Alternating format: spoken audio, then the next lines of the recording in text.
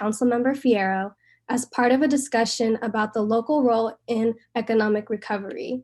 We will then devote the last portion of our event to a Q&A with the audience. Audience members, if you have any questions you would like to pose during the Q&A session, please do not send them via chat, but rather via Q&A box below. Audience members can submit their questions anytime throughout the seminar via Q&A feature. I will then pose audience questions to the council member directly once we reach the audience Q&A session. Now it is with my great honor to introduce our distinguished guest speaker for today's webinar. Councilmember Ronaldo Fierro was born and raised in Riverside. Some of his earliest memories are of his father sharing stories of perseverance, working in fields up and down California and overcoming immense challenges to be able to start his own produce company. Those values of hard work and dedication led him to continue his father's legacy and build his own path as a successful restaurateur. He is now the owner and operator of the Salted Pig and W. Wolfskill. Councilmember Fierro began his journey in public service as a city commissioner on the Budget Engagement Commission, tasked with advising the mayor and city council on spending and policy priorities. He additionally served on the board of directors of Path of Life, the leading nonprofit in the Inland Empire, combating the homelessness crisis. He was elected to Riverside City Council in 2019, representing Ward 3, which includes much of the center of Riverside, including Victoria Woods, the Magnolia Center, Arlington, and the airport neighborhoods. Councilmember currently serves as the chair of Economic Development Subcommittee and the vice chair of the Finance and Budget Subcommittee. He lives in Victoria neighborhood with his wife, Sheena, and their daughter, Luna. Thank you so much for joining us, Councilmember Fierro. Thank you so much. And no, I appreciate that that bio. I think we probably wrote that during the campaign. So it was actually nice to hear it because I think it's a pretty good, accurate description of my upbringing and my background in terms of my father and how I got where I was. So, you know, and I like being called distinguished. That makes me feel very grown up and, you know, never felt that way in the past. So it was really nice for you to say that. No, so yeah, I was recently elected to city council. Before that, I was a small business owner. And before that, I was a Riversider growing up in Riverside and going to school just like you folks. So I want to first thank you guys for having me. You are my kind of people. I love policy people, you know, deep down, I'm a policy nerd. I'm a government nerd. But, you know, most people don't like to talk too in depth about that. I'm sure most of you are familiar with getting 2 minutes into a conversation, having everyone's eyes kind of glaze over as you get too deep into something they don't understand. So I'm happy to meet with you guys and, you know, talk in detail about policy and the local role in the economy. And you're right, I was recently made the chair of the Economic Development Committee, which is actually a new committee. It transformed from the Development Committee, which was a committee that came out of redevelopment in Riverside during the late 90s and the early 2000s. Now the redevelopment has been disbanded for over a decade. We decided it was more appropriate to repurpose the committee towards economic development, as well as brand making and placemaking. So also, you know, particular skills of mine given the businesses that I'm in. So with that, I know you guys sent some pre-written questions. I'm going to be honest, I didn't look at them. I do much better not preparing for things like this. I like my answers to be organic and honest. So if you want to go ahead and just get going, ask me anything you want, and then I'll give you my honest answer. Thank you so much for being here, Councilmember Fierro. I'd like to first start off the discussion by posing this first question. So we know that you had just been in city council for a few months before the pandemic officially struck Riverside. Could you tell us a little bit about how things were for you pre-COVID-19 and how you might have had to adjust after the COVID-19 struck? And also, were you expecting things to escalate in the way they did when you first heard of COVID-19 in the United States? No, that's actually a very good question. I haven't actually been asked that in terms of the transition from, you know, we were in these, you know, not just me, there was 4 new, you know, freshman council members in this class of the 2019 election. And, you know, we were barely getting a chance to know each other, to calibrate as a new council. You know, things weren't easy out the gate. Obviously, we are dealing with a massive homeless problem in the city. And we kind of hit the ground running with that. We were facing a looming budget deficit pre-COVID. So we had our attention on that. And, I had an opportunity to do a little bit of futuristic thinking. And, I was the main driver of a office of sustainability here in the city so that we could, kind of drive our own destiny with that, with CARB coming to UCR, with CSERT, with our innovation district that we're working on, which will span from downtown all the way to the university. All of you fine folks attend. I felt it was a great opportunity for the city to transform from a logistics warehouse, suburban commuter city to an urban hub that could be a green Silicon Valley, right? A city that was known for green tech, clean air. And I felt that, all the things I just mentioned were going to make us a front runner to be that, if not the only city, but definitely one of the leaders in it. And then, enter COVID. So I had started following COVID as early as January, and I had my concerns, but we had done such a good job worldwide of clamping down on possible pandemics early on, with SARS, bird flu, I mean, you name it. We had great world leaders in place who were able to curtail any type of spread. But I was always aware that kind of maybe gave us all a little bit of a false sense of confidence that this world pandemic we've all been predicting, just like this giant earthquake we've been predicting, will just never actually get there. But as I followed, and when the first case finally happened in the US up in Washington, I met with our assistant city manager, Leah Diesling, who was the person who had been kind of assigned to just monitor and take a look at that issue. And I sat with her and I said, I was like, and she slid a piece of paper in front of me and said, council members are allowed to pick a couple of names of, if they are incapacitated, who can take over their role until they, if I was, say, under, anesthesia for any number of time, if I was sick in a hospital, I could appoint somebody to fill my duty until I came back. And that is the moment I was like, are we talking about continuity of government? She goes, yes. And I was like, okay, got to ask this question now. Like, how concerned are you really about this? Because that's a serious conversation and you're kind of scaring me. I said, on a scale of 1 to 10, how bad do you think this will get? And she thought about it and she looked at me and she goes, 8. And I said, really? She's like, 10. I just didn't want to scare you. It's 10. So at that moment, I said, okay, I'm going to start preparing for worst case scenario here. And, Caleb Reagan, who's my one and only staffer, who's my legislative field aide, he's my policy aide, he's my he's my constituent services guy, he does everything. And I said, look, I was like, if this happens, everybody is going to freak out about how to contain the virus. We're going to be talking to health professionals, and that's going to be everyone's focus. I said, but if this thing rears its head in the way we plan on it, the economic impact is going to be devastating.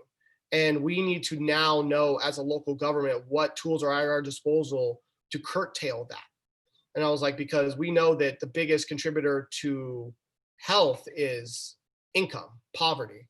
And I was like, if everyone gets sick, and then as a result, there's a lot more poor people, then this is going to be an exasperating situation that could last a decade.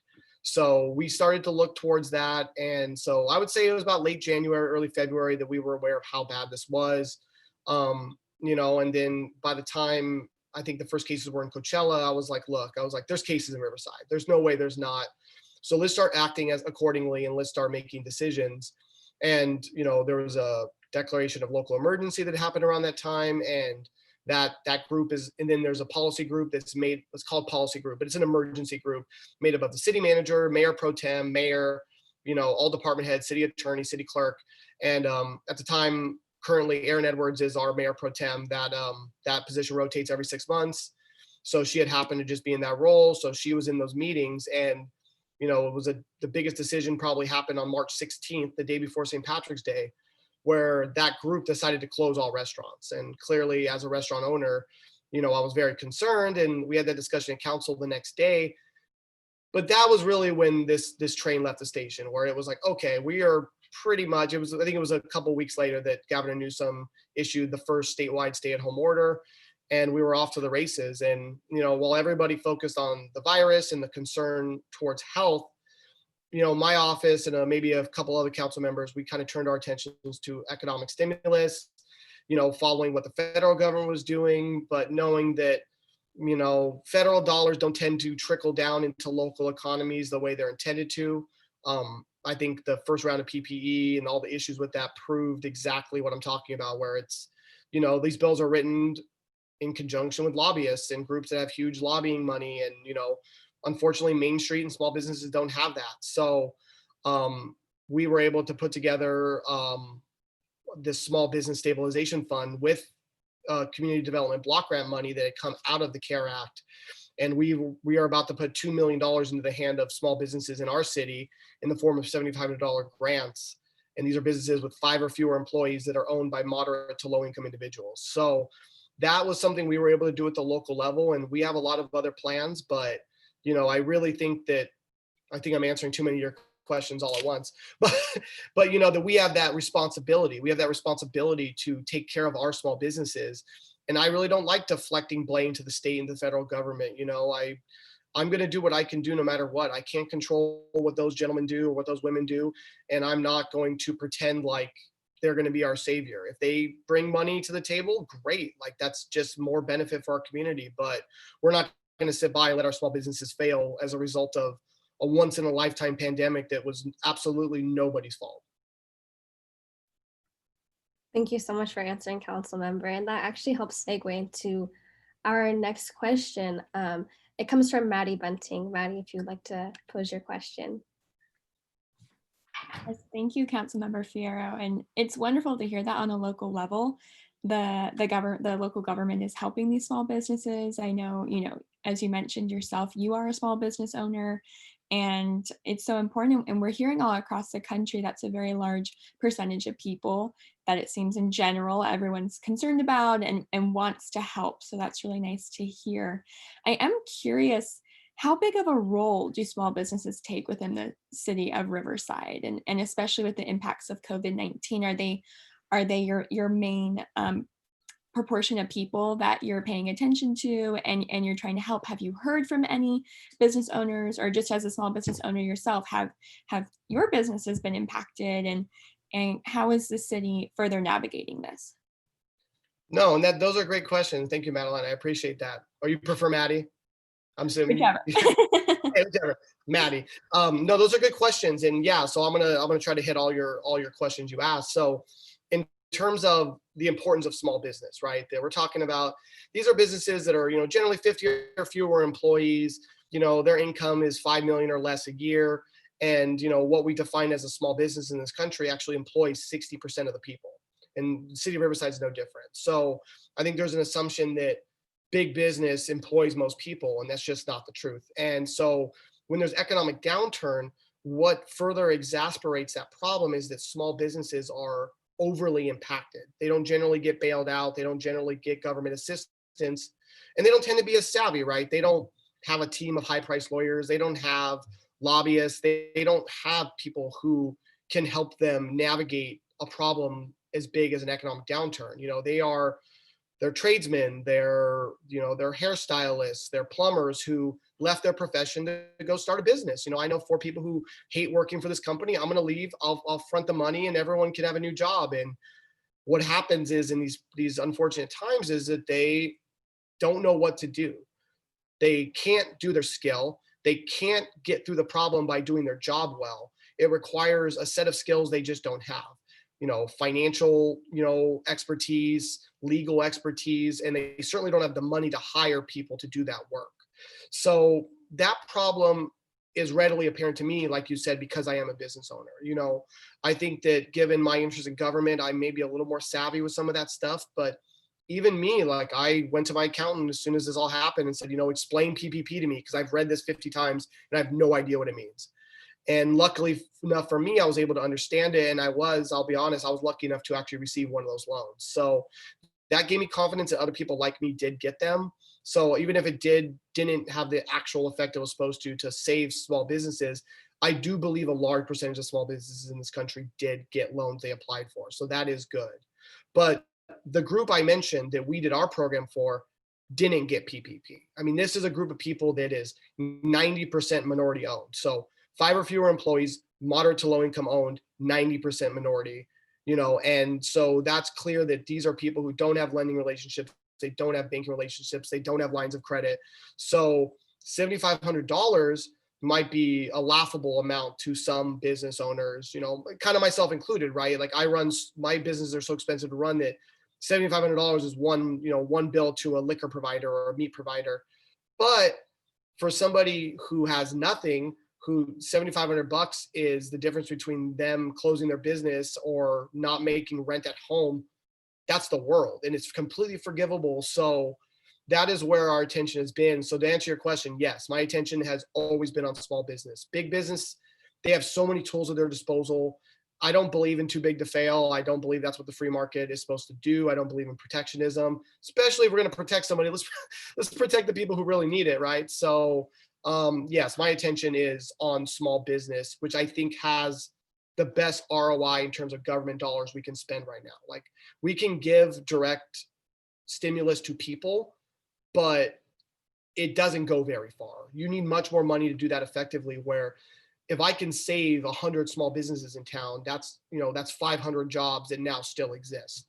So that will have a much greater effect long-term on our local economy than, say, a $500 check to a person, right? So, or even rental assistance, we looked at that and we just don't have enough money, so unfortunately, if I had state money, if I had federal money, I could do that. And it looks like those are starting to trickle down. And the second we get that money, we are going to give it out in that way. It's just as soon as possible.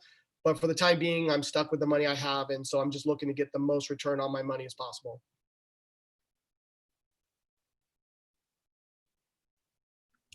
That's wonderful. Thank you so much. Yeah, I completely agree. It's small business. And I did not know that stat about how, I believe you said 60% of people work in small. So that's crazy. What do you, just as a quick follow-up, has there been any talk about a ratio or percentage of small businesses that will survive this? Is there a worry about that second wave? I know you said you're waiting on more money, and as this is a great concern, are there hopes? Is it optimistic to think that hopefully most of them will survive this? I mean, that's the real question, right? And I think there's a lot of unknowns with that question. I think that we haven't fully understood the economic impact this is going to have. It appears that unemployment numbers are beginning to stabilize and people are getting back to work as the local economies reopen. And I would tell you right now, if I knew for a fact we never had to shut back down, I'd say I think we're in a good position for most small businesses to stay afloat. I think we're still going to see a 15-20% failure rate at the best. And that's just, any businesses that are already losing money, they're not likely to make it out. Any business that didn't have some kind of reserve isn't likely to make it out unless they were lucky enough to get one of these loans, which, like I said, not everybody got. So I want to tell you, yeah, everything's good. But if there is a second wave, it'll be catastrophic. I don't think we're built to do this twice. It's why I've been a huge advocate of a slow reopen approach that involves lots of health mitigation, health safety mitigation efforts like face masks, social distancing. When the county lifted its orders, when everybody was, there was a lot of public outcry about reopening our economy. And their reaction to that was to lift face masks and social distancing requirements. So that was bizarre, to say the least, to me, because I felt that those were the two things that would get us to open quicker. So with the political climate right now, it's a little difficult to navigate these situations the way we know we need to. There's a lot of having to react to the public. I truly believe that Governor Newsom is opening up quicker than he planned because he was worried about mutiny. He was worried about people. It was already happening in this city. We had no less than 50 businesses who just opened up. And we had a very tough decision to make. Do we go shut down businesses? I just talked nonstop about how much I'm trying to help them. How do I go shut them down when they're opening up out of desperation? And then how do I tell the business who's following the rules that that's fair if I don't shut them down? Well, then should I open? So I think we were a few weeks away from everyone just opening up and seeing what happens. So I think the governor said, look, let's get people to open up on our terms at least and make sure that they have the tools at their disposal to pull back. And that's why all of his data that he's making us hit in order to reopen is tied to hospitalization rates now. So if the hospitals begin to get overrun, which we all know was the biggest concern with this virus, then we need to have the ability to scale back, our reopening efforts. So I think that if we can continue to reopen and we never have to go into a full shutdown, if we are able to truly do what the governor asked, which is this kind of dimmer situation, not a light switch, but like dim up and down as needed, I think more are going to survive than I originally thought. I publicly said at a council meeting when they ruled all restaurants and bars had to close, I said something to them and they all stood back because I said that, I said 50% of the businesses you just told to close their doors will never reopen them. And they were like, really? And I'm like, at best, and I truly think that number wasn't a fallacy. I think with restaurants and bars, we're very dependent on cash flow. Most restaurants and bars float losses for years. I mean, they have 30-day terms with their vendors, so they're just floating money around. They're putting stuff on their personal credit card. They make some money in certain holiday seasons. They lose it in the summer, and so they don't have the ability to shut off cash flow for 2 months. I mean, when all their vendors come calling for their money, they're used to paying their last month's bills with this month's money. So I do think that restaurants and bars are going to be hit the absolute hardest through this. In terms of a full sector, a full industry. And this is an industry that only got 9% of PPP money. So my industry is lobbying hard for a restaurant hospitality stimulus package, somewhere in the neighborhood of 500 billion to save this industry, because otherwise the mom and pop restaurants, will soon be gone, and it will be dominated by industry, by big box, not big box, but, large corporations that do fast casual. They don't pay their workers well. They skimp on food quality. And I think that will hurt the economy long-term and hurt the quality of food that people are used to getting in this country due to robust competition. Thank you so much, Councilmember. It's really great to hear that you're being such a great advocate for all these small businesses and helping them out, especially during this time of need. I just want to transition over to our next question from Andrea Reyes. Yeah, this kind of just goes back to like whether a government public official needs to stimulate the economy or concern of public health. And so I guess a struggle for every public official seems to be facing right now. It's that balance, finding that balance between the economy and ensuring the public health.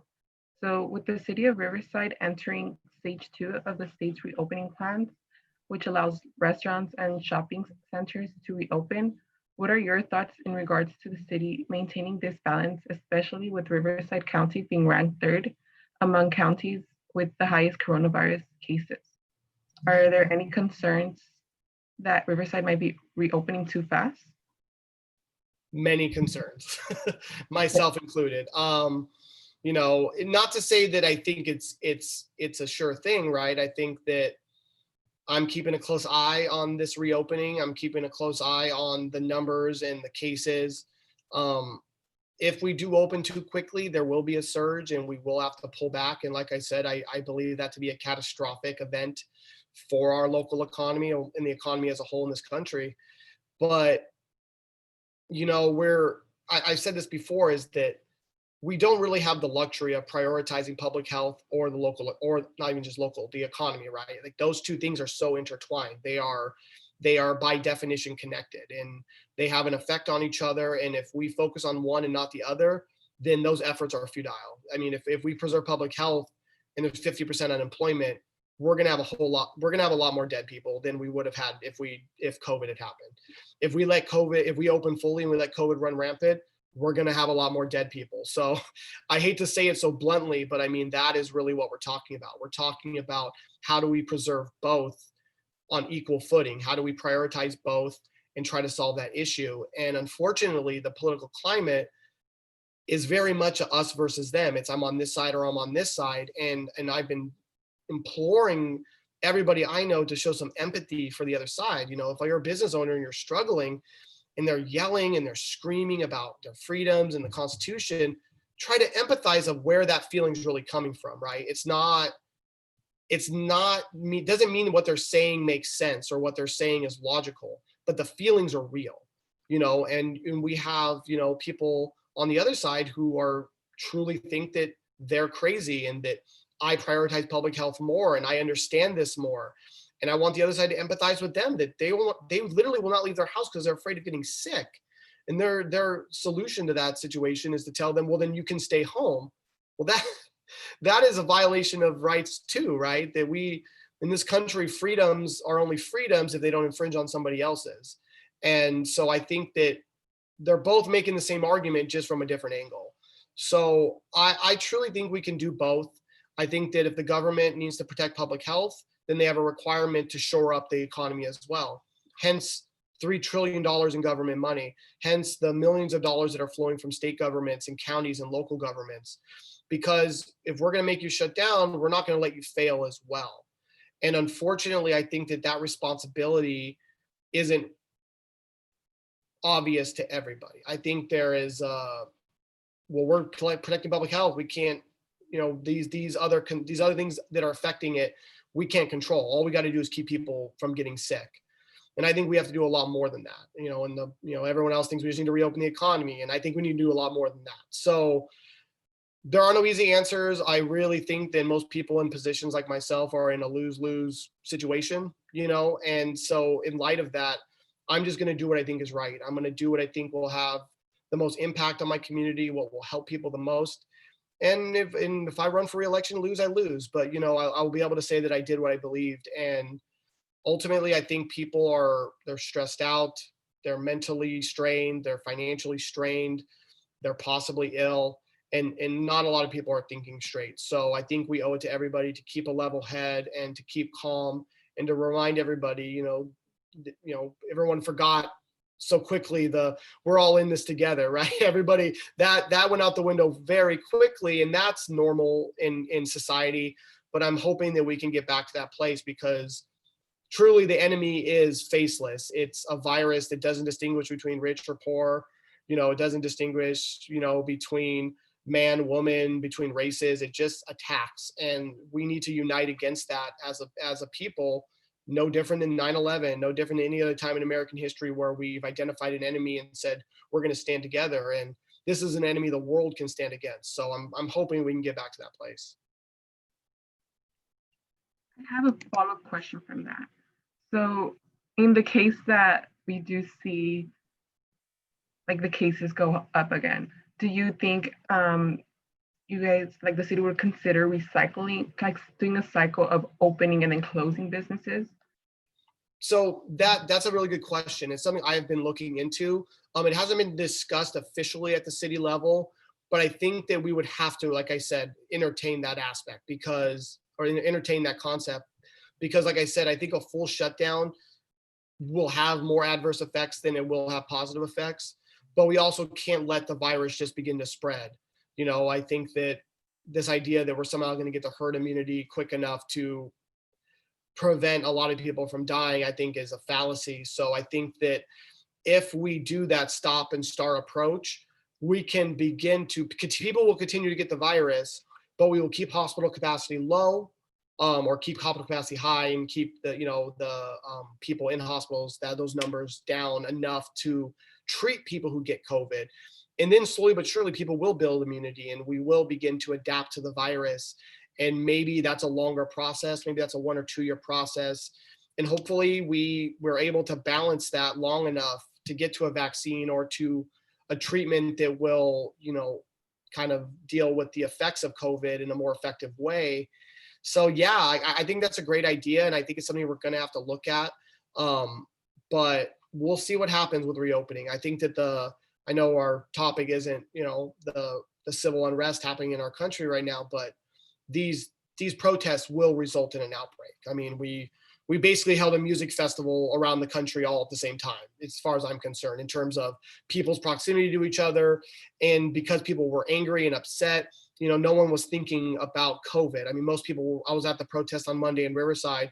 Most people were wearing masks, but a lot weren't. And a lot of people did not appear to be social distancing at all. So those numbers will begin to rear their head in the next couple of weeks on top of the reopening numbers. So I'm trying to prepare everybody for a huge spike in numbers, you know, by the middle of June. And if that happens, we'll see. You know, luckily, most of the people going out right now to these protests are younger. So I don't think that they will result in many hospitalization as, like, say, outbreak in a elderly facility or in a community that has a lot of elderly folks. but it's still going to have an effect. So we need to keep an eye on it. And I completely agree that we need to be prepared to have a solution in place if these numbers do explode.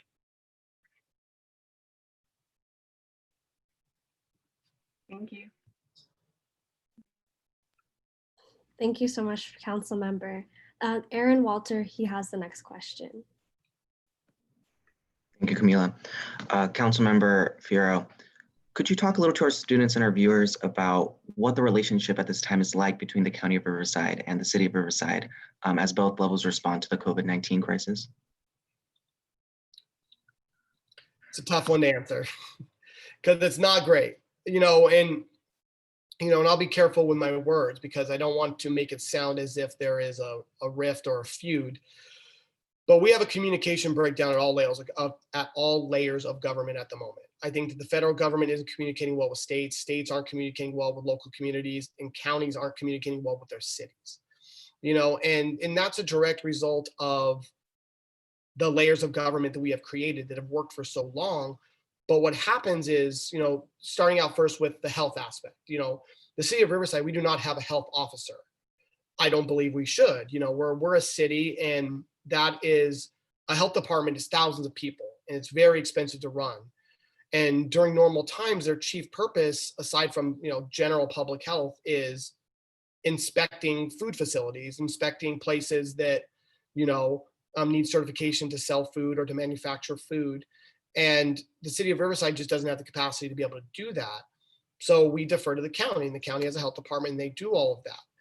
But what ends up happening is in a situation like this, they get to make all the decisions for us. If I want to disagree with them, I have to disagree with a health expert. Like, how do I go about doing that, right? When I don't have a health expert myself, and then we were in a situation where the County Board of Supervisors was actively not listening to their health expert. They were dealing with public pressure, public outcry, and they were reacting to that.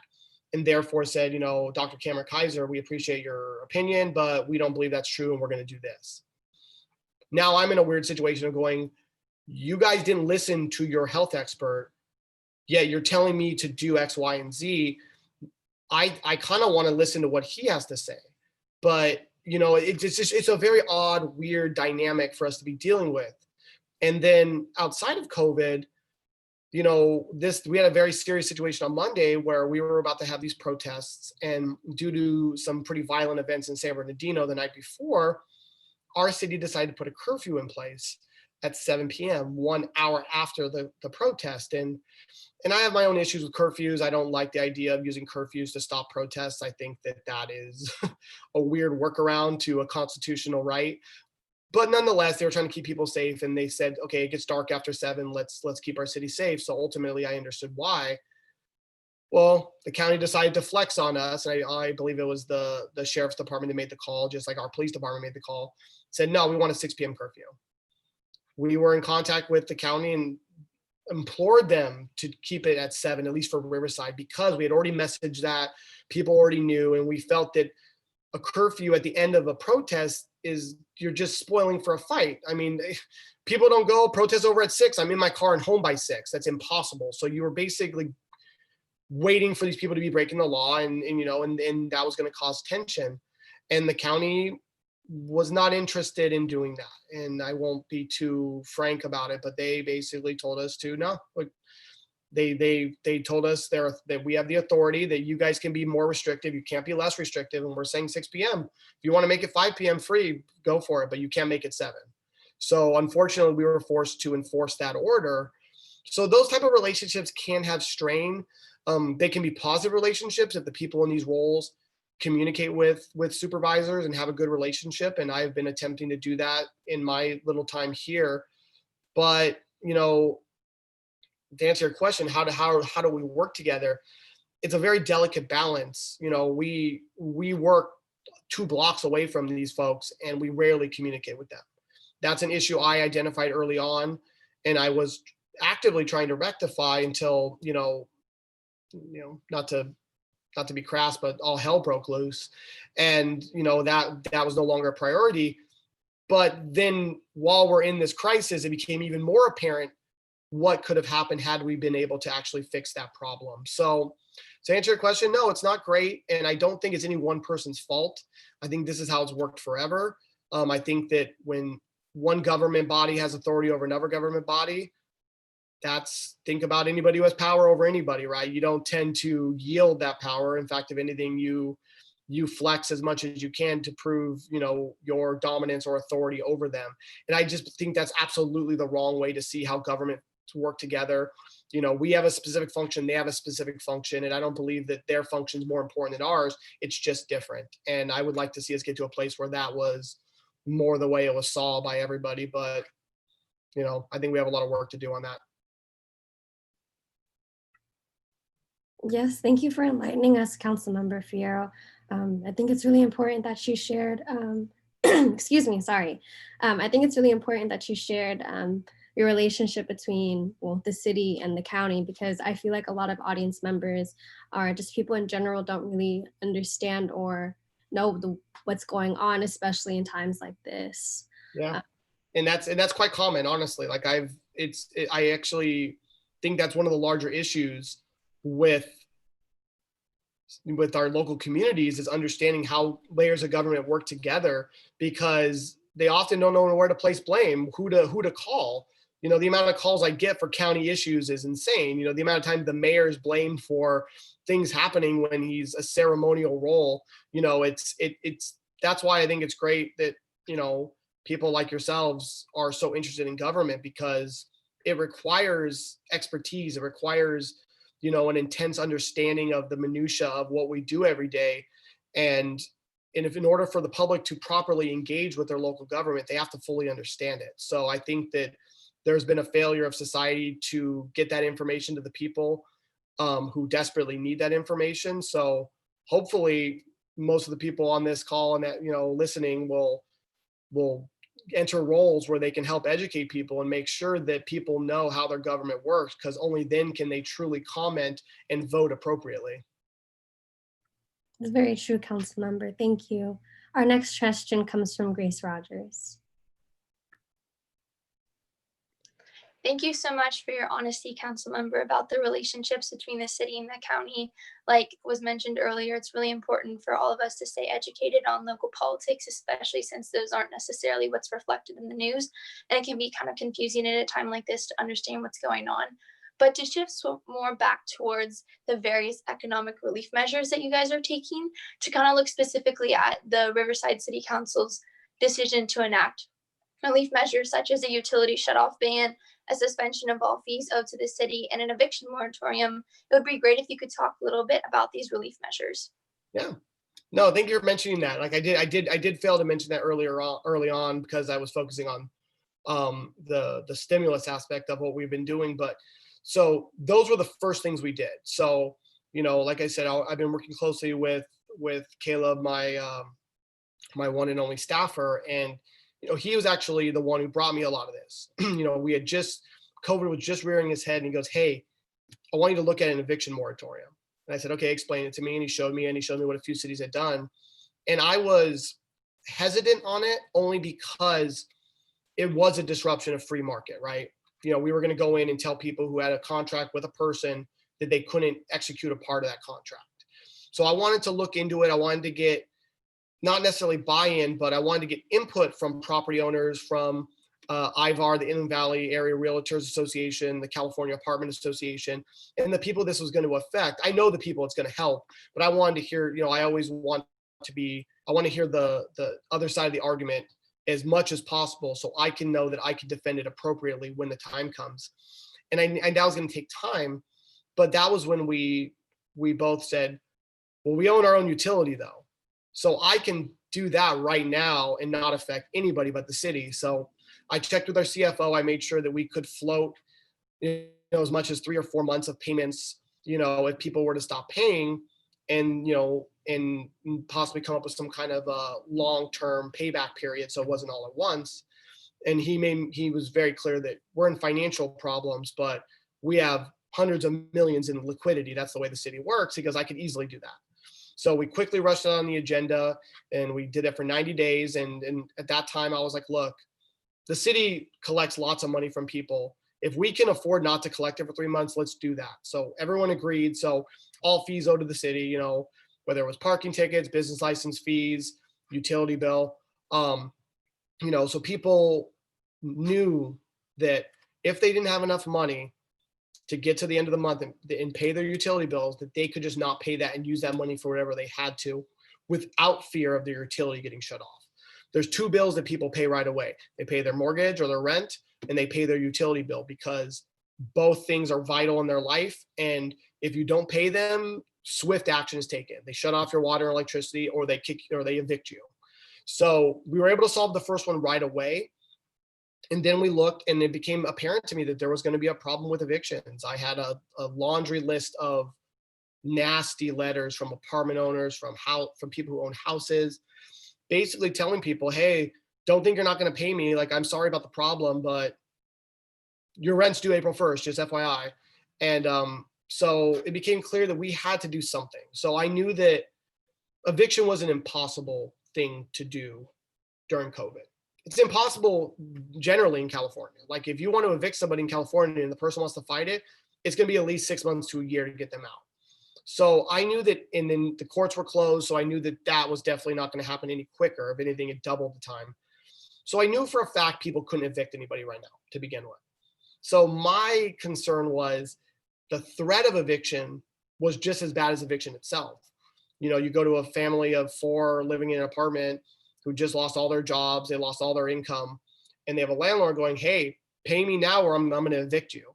And they don't know what that means. They think that the guy can come that day and kick them out. So they will empty out their bank account, max out their credit card, pay that last bill, and go, well, at least I know my family has shelter for the next, month. But what would happen is they wouldn't be able to pay other bills. And, I don't like to stack a problem onto someone else's shoulders, but certainly landlords and property owners have more tools at their disposal. And the government was already working on mortgage forbearance, taking, 3 months of payments, putting at the end of their loan. And I think that most people were getting protection. So I said, look, let's just do this for 60 days. Let's remove that weapon of eviction from their hands, because I know it's an unloaded gun. So it's like a guy robbing a liquor store without a loaded gun. The clerk gives up all the money because he doesn't want to get shot. But if I said, hey, there's no bullets in that gun, he might, tell the guy to go or call the police or do whatever. So I wanted people to operate with the knowledge of what was really going to happen. And I felt that our eviction moratorium, although it caused some strife with landlords, I think they understood that. And we did extend it 30 more days. So it is officially extended until June 1st, at which point the state legislature should be putting in some pretty strict eviction protections. But what no one had done was create any type of protection for business owners. So that was what we did that was unique, was that our eviction moratorium included commercial leases. So imagine you own a restaurant, imagine you own a retail shop, and you dumped your life savings into building it out, right? Now I'm forced closed, so I have no revenue. Clearly I can't pay rent. And if I have a landlord who is either using eviction to get the last bit of money I have, which maybe I don't pay payroll now, maybe I don't pay my vendor, maybe I have a personal guarantee on something and my personal credit gets hit, they would, out of duress, pay that last bill. But more importantly, evicting someone from a business is a lot easier than evicting a resident from their home. So if they were to be able to evict them, they would lose that entire investment in their property. So let's say they invested $250,000 into building it out. They're not going to be able to do that in a new property. So I was also trying to protect small business owners' investment during this short time period where not only are they not thinking straight, but landlords aren't thinking straight. They're panicking. They don't like public sentiment that they're the bad guy. And they're just going to make decisions that are rash. And ultimately, I think I'm helping them because they're not going to be able to get a tenant very quickly after this. So what happened was, I believe that moratorium forced everyone to the table, because you had to contact your landlord. And, I think everybody here can probably empathize with a moment in time where there was a credit card bill due and there was no money to pay it. And you had 7 missed calls a day from a random number that you purposely didn't answer. And that's exactly what was happening with people who couldn't pay their rent. Landlords calling, freaking out, they're not answering because they don't have an answer. And this forced them to the table with a solution in hand. Meet with your landlord, take this forbearance, take this 6-month payback period after the local emergency is lifted, work it out with them. And I truly think that began to happen. But like I said, these protections expire June 1st. We can't protect people forever. Eventually, I'm not trying to be in the way of the free market, but the free market was not operating properly over the last 3 months. And I think that it's the government's job to protect in those moments. If the free market's job is to innovate and create, the government's job is to protect. And this was clearly a moment where protection was needed. And I was very happy to be able to take part in that and to provide some relief to people, even if it was just mental relief of not having the stress of knowing the worst could happen.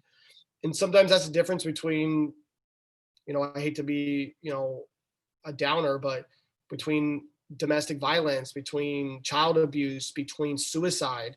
I think mental health is super important through this, and people need to know that it's not all on them, that the people will help, the government will help, nonprofits will help. And sometimes just the talk of that is enough to go, I'm not in this alone. So I was proud of what we did. I mean, I took a rasp of shit, I'm not going to lie. But I think that when I did discuss it with everybody, never did I get off the phone and someone go, I didn't understand. They were always like, well, I may have disagreed a little bit, but I see where you're coming from. And I think your heart's in the right place. So as long as I can do that, I think we're doing a good job.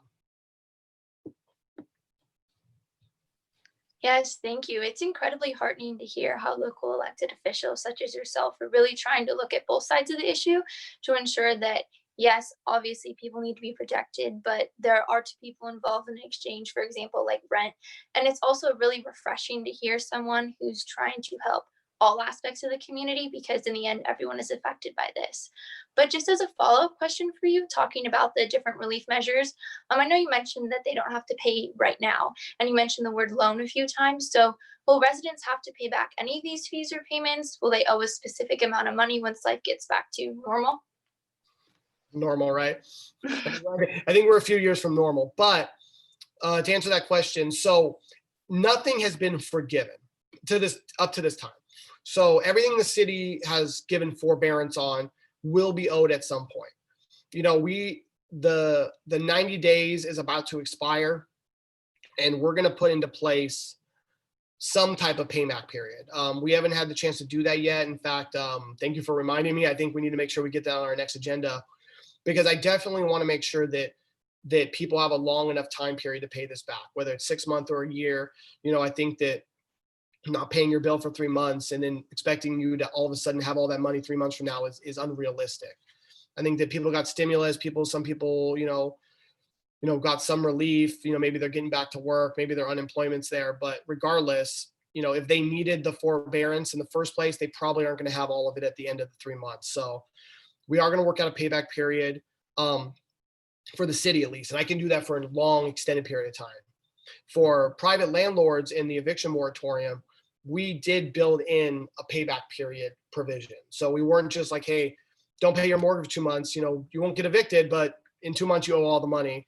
We said that whatever forbearance they chose to take, so if they took all 90 days, now that it's been extended, that they have 6 months once the local emergency is lifted to pay back that 3 months. So I highly expect landlords to work out deals with their clients to, kind of amortize those payments over a longer period of time. So if they owe an extra $3,000, then $3,000 split up into 12 months or 6 months would get added to their rent every month, and they would have the ability to pay that over time. But we definitely put 6 months after the lifting of the local emergency. So the local emergency isn't likely to get lifted until we're clear past stage 4. So we're looking at most people having to have those 3 months paid back within about a year. So I think that's enough time. If that's not enough time, it's unfortunate, but I don't think there's much more I can do to help. I think that if you can't pay back that rent in over a year, then there's an income issue. And that's a whole nother problem. Exploded cost of housing, stagnating wages, and, that unfortunate growing gap is a long-term systemic problem that we have to solve through long-term policy change. And we can't solve that, with an emergency measure that was meant to give people a little bit of relief during a hard time. So I think that's enough, and I think that will do well. to help people get through this crisis and not financially burden them later instead of now. I don't like kicking cans down the road. I don't like short-term solutions that just push the problem down a little bit. I think that if we're going to solve a problem, we need to make sure that we're seeing it all the way to the end and not just take credit early on when it's easy to take the credit. You know, I wanted to make sure that these people had the protection and were able to get to a financially stable place on a reasonable timetable and not expect them to all of a sudden have an influx of money that everybody knows isn't going to happen. Thank you, Councilmember. It's really great to hear such advocacy. And I remember after interning with you when on your campaign for City Council, I understand homelessness is just a really big issue for you. And it's really important within the population of Riverside to address it. So what are some steps that the city is taking to help assist these people, especially during the time of COVID-19? No, and thank you for asking. And you were fantastic on the campaign, by the way. I mean, we won, right? So, but no, obviously, and she's absolutely right. And anybody who's on my campaign knows that homelessness was the one and only topic most of the time. No matter what we tried to talk about, some way it found its way back to homelessness. And, Camila, you walked. I mean, you saw the problem, right? You knock on someone's door and they would just point to an area, to a liquor store or a dumpster, and be like, and you'd see 7 people hanging out there, and they're like, that's my problem. They come down my street every day. And then there was another side of people who were compassionate and were concerned that their neighbors didn't have homes and were living on the street.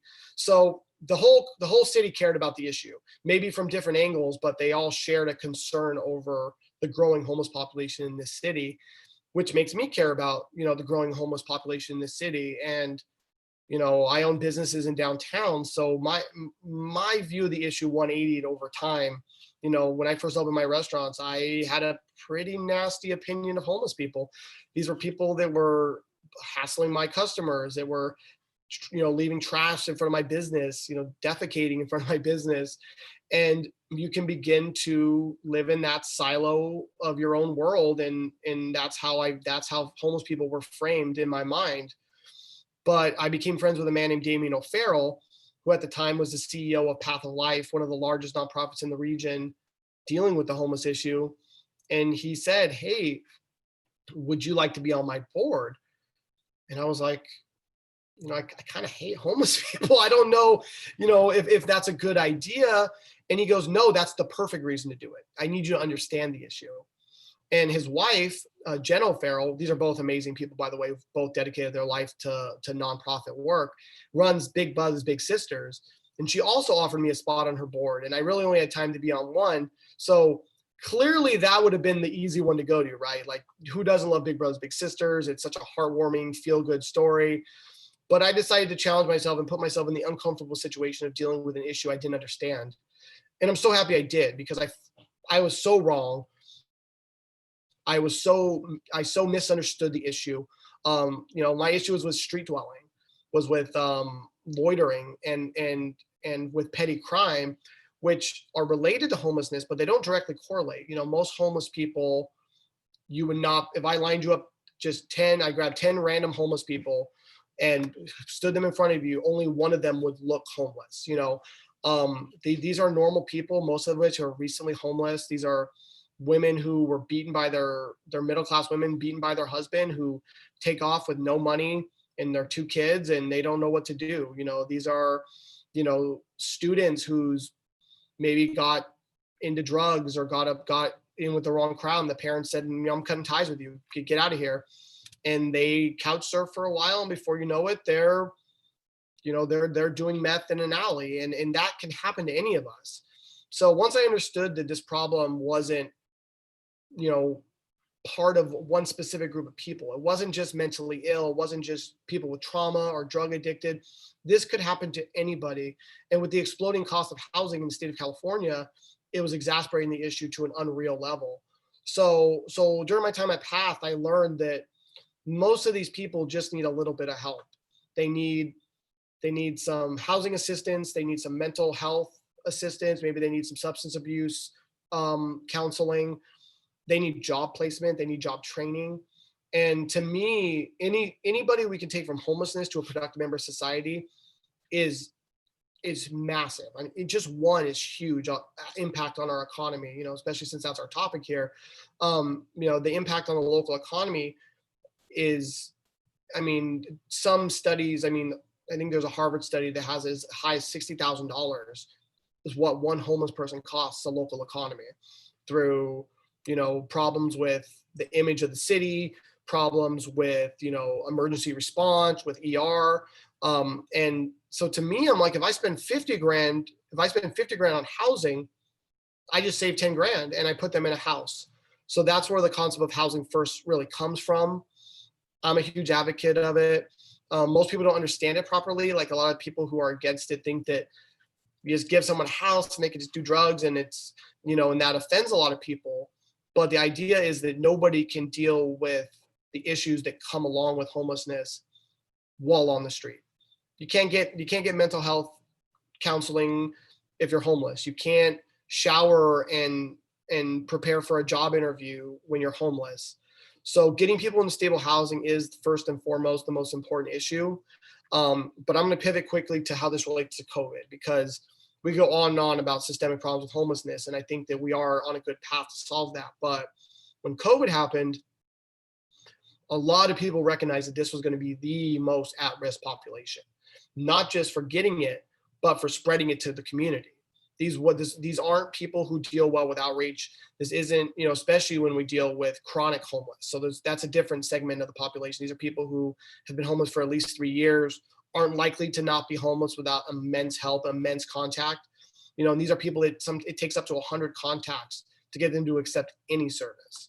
So the idea that we would go into like the river bottom or to a homeless encampment and go, hey, wear these masks.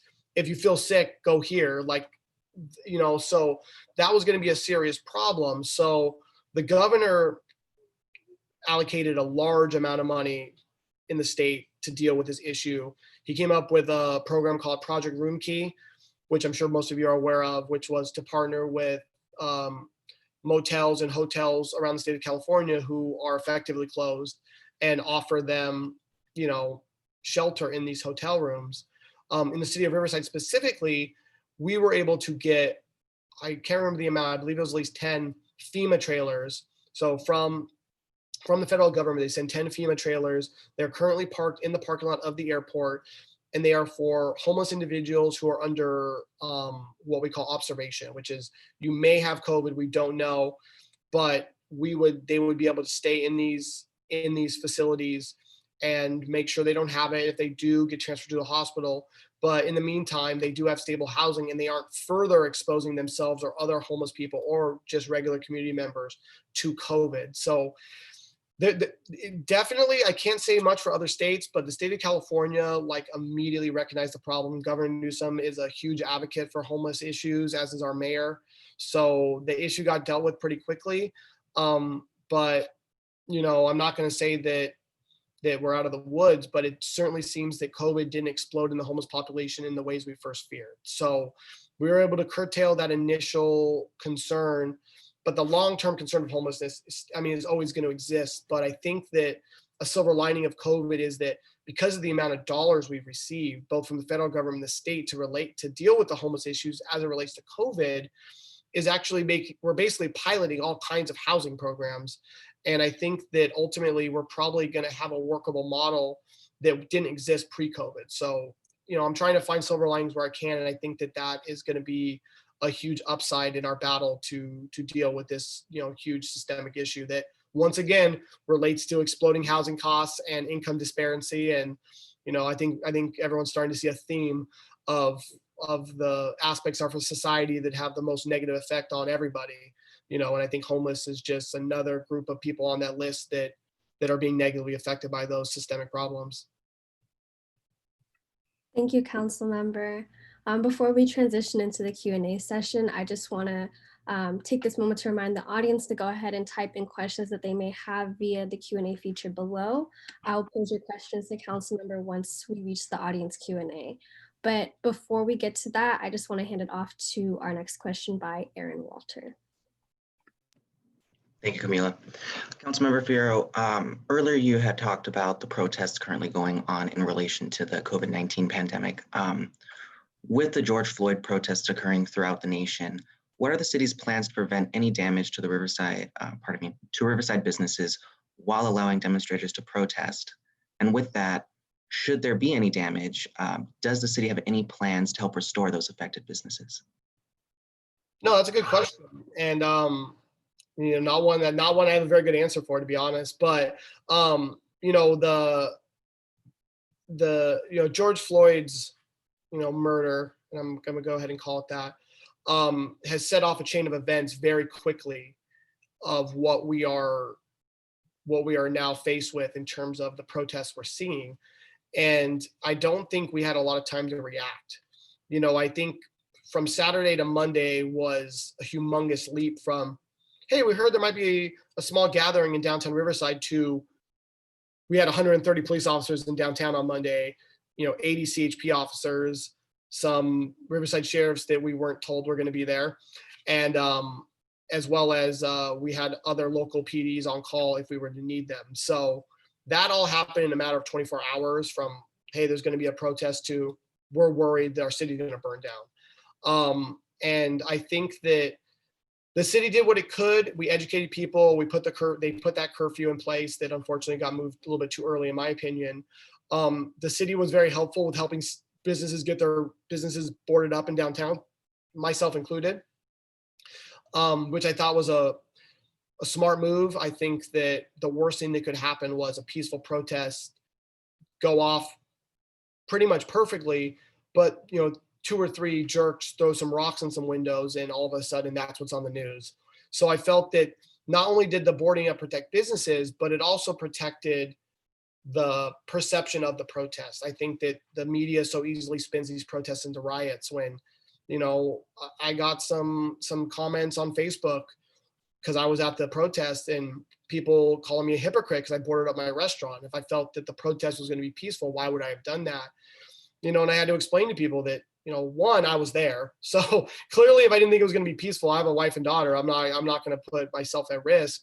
But at the same time, that I felt that the boarding up was, most of the boards had Black Lives Matter spray painted on them, or we stand with you. So I felt like that was a really good nod that, like, look, we're boarding up and we're all for you. But if a few bad people do some bad stuff, like, we don't want our business destroyed either. So we can do both simultaneously. So this idea that because people boarded up and protected the city, that somehow they viewed this group of people as violent, I don't think that was true at all. And but I know that the city, we had no plan in place to help. There is a cleanup effort happening in downtown. I unfortunately haven't been able to help. I had council all day yesterday, but I'm hoping to maybe get out there today and help clean up. There was some graffiti, some tagging, a little bit of vandalism, but nothing like what we saw in other cities. And it was very clearly a few bad actors. I mean, we had almost 5,000 people at this peaceful protest, and 95% of them were gone by 7. A few hundred lingered around and caused most of that damage that we saw. So right now there is no plan to do anything because the problem hasn't reared its head. But I can assure you that if there was serious damage, the city would step in and help these businesses affected by it. At least I would be asking our city to do that. So, but to answer your question, no, there's no plan as of now. I expect all protests, if Mondays was peaceful, I expect them all to be peaceful. There's a candlelight vigil that I expect to remain peaceful Thursday night at the Martin Luther King statue in downtown, if any of you want to attend. But I think that these protests have mostly been peaceful, and I think that there's a few cities that have had problems, but for the most part, I think the media narrative has been spun in a sensationalist way that it hasn't really proven true, and certainly is having a negative effect on how these protests are viewed, which is very unfortunate because it's a powerful moment, and certainly one that almost took me to tears on Monday, seeing people's voices being heard. So yeah, so I wish I had a better answer, but no, I just don't think that it's come up as a problem yet. So a solution hasn't been proposed just as of now. Thank you so much for answering all of our questions, Councilmember Fierro. At this time, I will now open it up for questions from the audience. If you haven't already, I ask our audience members to please ask their questions and send them via the Q&A box below. So we have our first question from Daniel. So how many small businesses in Riverside community do you estimate will receive these $7,500 block grants? Okay, that's a very good question. So this was something that we looked at intently, because my biggest concern was that we would give people this false hope that we would put up this program and everyone would think that they have a shot at getting it. And if it only gets to like 5% of businesses, well, then it might feel good, might help a few people, but ultimately most people will get a false sense of confidence and then be completely demoralized when it becomes apparent that no one basically got it. So we weren't going to do it unless a substantial amount of businesses would get it. It's hard to determine how many businesses qualify in this city, but we're expecting about 1,500 maybe to qualify and be available. And we're going to be able to give around 250 of these loans at grants out. Now, that is just the 1.9 million the City of Riverside is putting in. We have partnered with United Way of the Inland Valleys, who has assured us that they could easily match and maybe even get more, especially as most mid to large businesses aren't as heavily affected. And the idea that they could shore up the small business community, which has an effect on them greatly. I mean, these are their customers, especially these consumer-facing industries that don't, not consumer, these industry-facing businesses that sell products to other businesses. They clearly need a robust small economy to support them. So the idea that they could donate money to a fund that would help these businesses that they need and get a tax write-off was an attractive offer. Not to mention most mid to large business owners have empathy for small business owners because they used to be one. So I'm confident that we are going to be able to grow this fund and hopefully maybe get to at least half of the people who really need it. Unfortunately, like I said, we're stuck with the dollars we have. It appears that more money is coming down from the federal government, and hopefully we'll be able to portion off some of that money to go into this fund. And we're also looking into possibly doing some kind of a small loan program for larger small businesses. So businesses with 50 or fewer employees, maybe in the neighborhood of 10 to 20,000. And those would be very low 2% loans that could be paid back over 2 to 3 years. But that's been a little bit harder for us to get together. There's a lot of regulatory hurdles and finding a fiduciary partner in a bank and making sure that we're putting up enough money. And so we're working on that as well. But to answer your question, which I think is a very good one, it's who's it going to get to? Not nearly enough. But I think that the 250 is a good number. And if we get it to those 250 people and it proves successful, I think we're going to very easily find more money to help more businesses.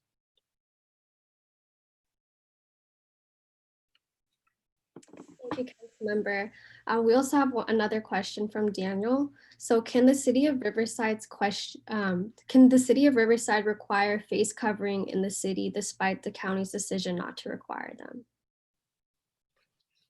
No, good question. We absolutely can. So like I said, local governments can be more restrictive. We just can't be less restrictive. So we could require face masks. Up until this point, it hasn't been brought up. I think that because we moved into stage 2 and 2.5 so quickly after the county lifted their order, that our attention went to making sure that we were opening up safely. I fully imagine that a conversation about whether or not face masks are required will happen at a council level at some point. It just hasn't been brought up to now, but it's a hot button issue, but it's certainly one that I don't think should be controversial. I think that we're talking about an issue that doesn't really affect you negatively in any real way, right? Like we're talking about wearing a mask. And that's where when it costs you nothing, when all you got to do is put a mask on outside and I can keep these numbers low, like why wouldn't we want to do that? So even when it comes to, let's just say I'll go more personal with my personal businesses. We decided to reopen the Salted Pig last week. And I went to my staff and I said, look, I need a vote. I need 100% buy-in right now. If you guys want to open, if you don't want to open, we're not opening. And they all said they did. A few of them said, I would prefer to stay on unemployment for a while. I have an elderly mom at home or whatever. And so I told them, stay on unemployment and we'll bring you back when you're more comfortable. But they still agreed with opening. And then I asked them, I said, I will require masks here if you want me to. And they uniformly said no. They're like, no, please don't put us in that position, because then we're going to get confrontational with customers. What if someone refuses? Then we're in a fight with them. And I understood what they meant. So I see that problem existing citywide as well. If people refuse to wear masks, what enforcement are we going to do? And we're probably not going to do much, right? Cops aren't going to stop people who aren't wearing masks. We're not looking to harass, innocent people who aren't abiding by an order to wear a mask. So to me, the real question is, how can we message to people how important it is to wear a mask? Like, I want you to want to wear a mask. I don't want to have to require it. And I think that the governor has done a pretty good job of understanding that delicate balance of suggestion, mandate, enforcement, right? That you suggest the change first. Then if that doesn't work, you mandate it. And then if the mandate doesn't work, you unfortunately have to enforce the mandate. And we've never had to get to the enforcement point. The only time we got to the enforcement point with anything at the state level was with the closing of restaurants and bars. And we saw some threats of liquor license getting pulled for people who were opening too early. But even once that happened, the governor decided to rush us into 2.5 so that places could open up properly.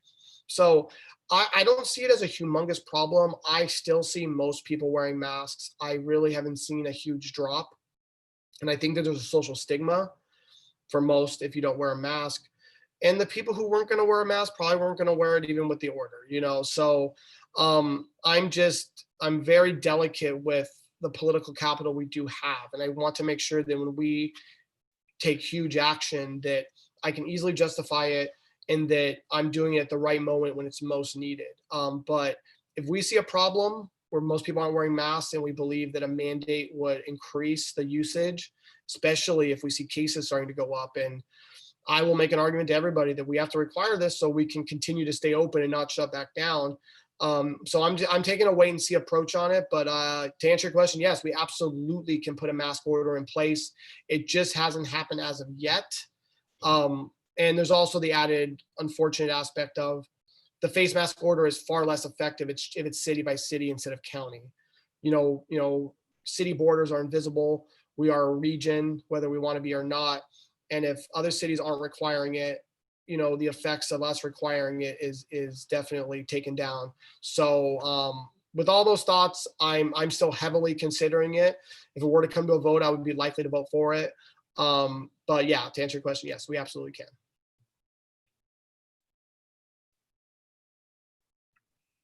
Thank you so much, Council Member. So we have another question, but from an ambassador.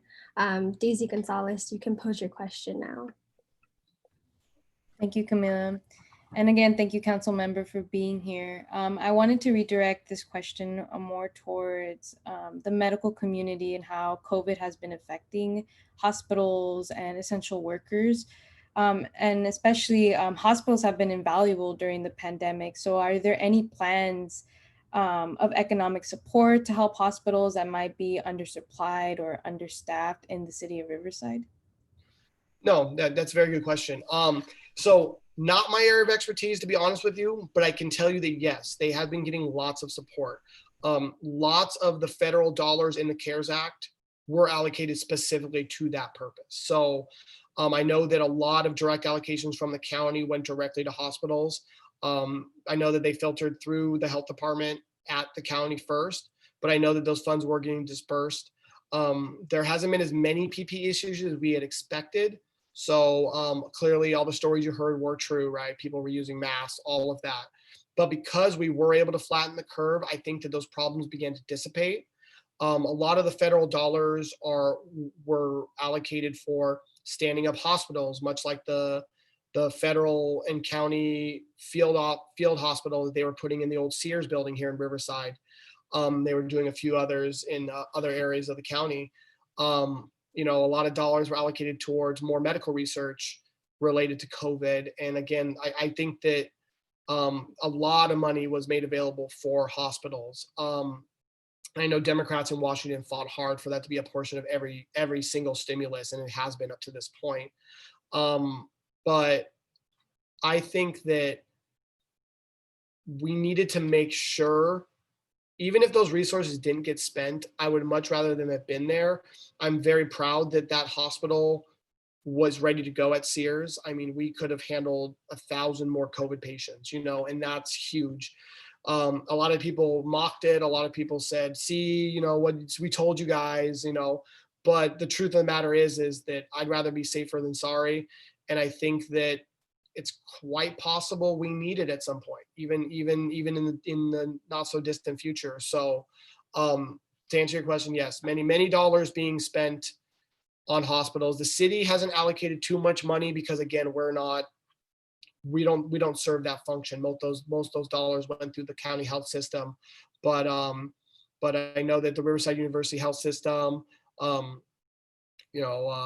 IEHP, all these other different organizations did get a lot of money, and that they have been actually pivotal in updating local governments like ourselves on the issues. They're on every conference call I'm on. They're doing daily briefings with us. So we're staying in close communication with hospital administrators, as well as with SEIU, 12RN, and different, labor groups that represent hospital workers. Because clearly, if you talk to an executive at a hospital, you're going to get a different view from a nurse who had to reuse the same mask for a week when she's been around nothing but COVID patients. So there has been some strife and some issues, but I think that because of flattening the curve, those problems didn't get too bad, but I am fully aware that they could easily. So I think they're doing well, and I think that they've gotten a lot of money, but I hope they continue to get money and continue to get support. Because like you said, we all recognize how important they were, right?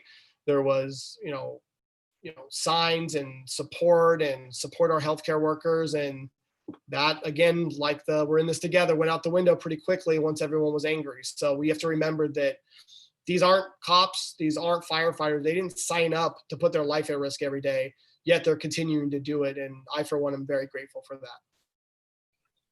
Thank you, Councilmember. We have another question from the audience, again from Daniel. So he asks, besides your own, what are some businesses that you would like to highlight in the city? Oh, that's a good question. I have a soft spot for young first-time business owners. I think that I want to see more young people taking risks. And I think that this is one of the most, not just millennials, but, Gen Y and Z is one of the most innovative generations we've seen in a very long time. And when they start businesses, they tend to be, there's a lot of trepidation. They don't feel they have the skill set. They don't feel they're smart enough. But every time they do, they put together some awesome shit. I mean, to be honest with you, I see 19-year-olds, 18-year-olds who put together these amazing companies. Most of you are probably aware of a gentleman named Justin Hudson, who owns One Love IE at the Tyler Mall and at the Victoria Gardens in Rancho Cucamonga.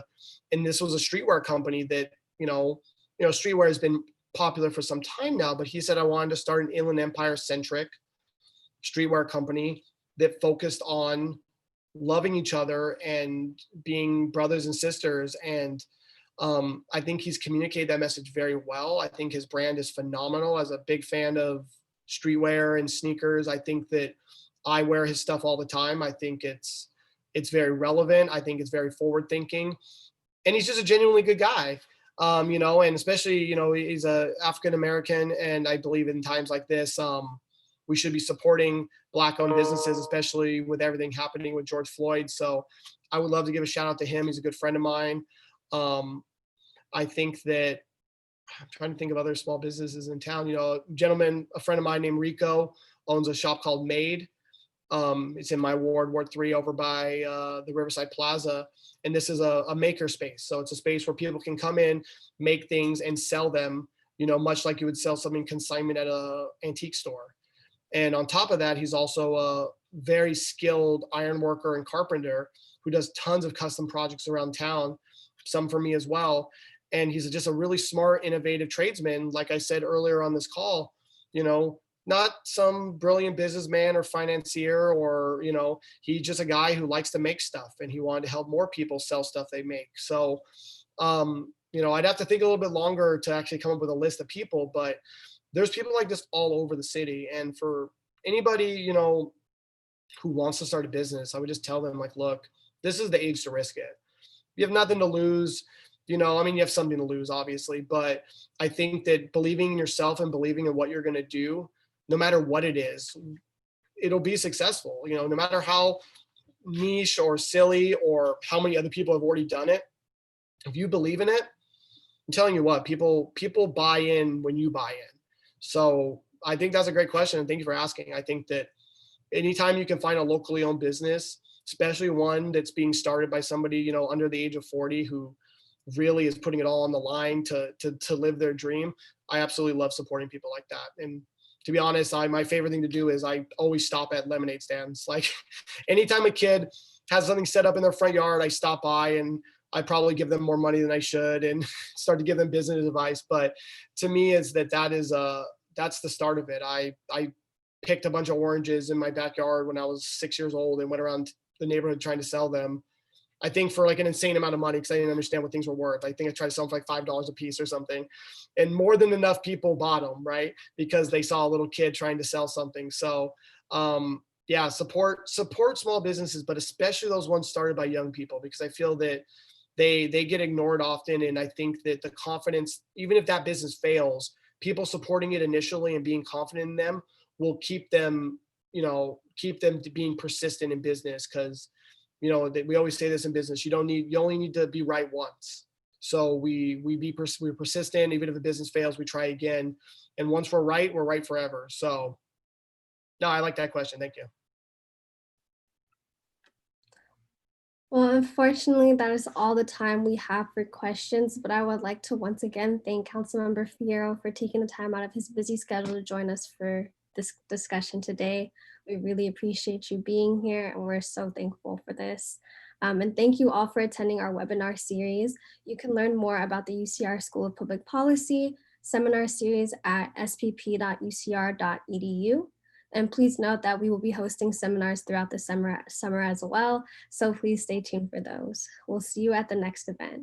Thank you all. Thanks, everyone.